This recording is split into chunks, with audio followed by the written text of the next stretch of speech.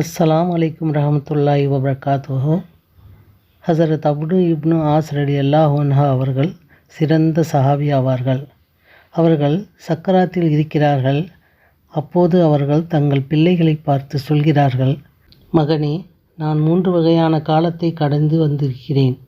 முதலாவது காலம் நபி ஸல்லல்லாஹு அலைஹி வஸல்லம் அவர்கள்தான் எனக்கு ஆக பிடிக்காதவர்களாக இருந்தார்கள். அந்த காலத்தில் நான் மரணித்திருந்தால் சந்தேகமே இல்லாமல் நான் நரகவாதியாகியிருப்பேன். இரண்டாவது ஒரு காலம் வந்தது. நபி ஸல்லல்லாஹு அலைஹி வஸல்லம் அவர்களுக்கு முன்னால் பையத்து செய்வதற்காக வேண்டி அமர்ந்திருக்கிறேன்.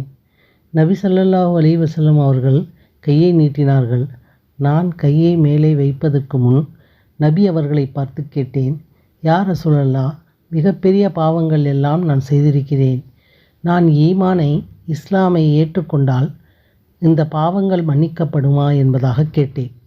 நபி ஸல்லல்லாஹு அலைஹி வஸல்லம் அவர்கள் சொன்னார்கள், ஆம், ஒருவருடைய இஸ்லாம், ஒருவருடைய ஜியாரத், ஒருவருடைய ஹஜ் முந்தைய பாவங்களை அழித்துவிடும் என்பதாக நபி ஸல்லல்லாஹு அலைஹி வஸல்லம் அவர்கள் சொன்னார்கள்.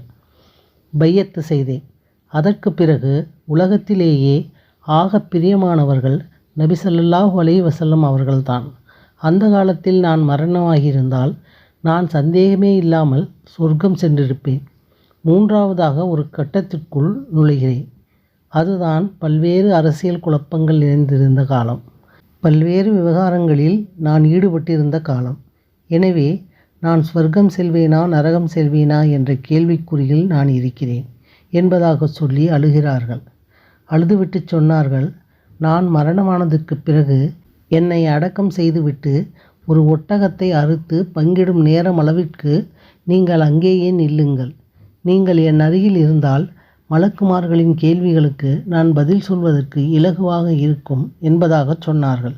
அவ்வளவு பெரிய சஹாபியே அந்த கடைசி நேரத்தில் அழுதார்கள். அதனால் அடக்கம் செய்துவிட்டு உடனே வந்துவிடக்கூடாது. சிறிது நேரம் நின்று அந்த மையத்துக்காக வேண்டி துவா செய்ய வேண்டும். துவா செய்யும்போது அந்த துவாவினுடைய பலன் நமக்கும் கிடைக்கும்.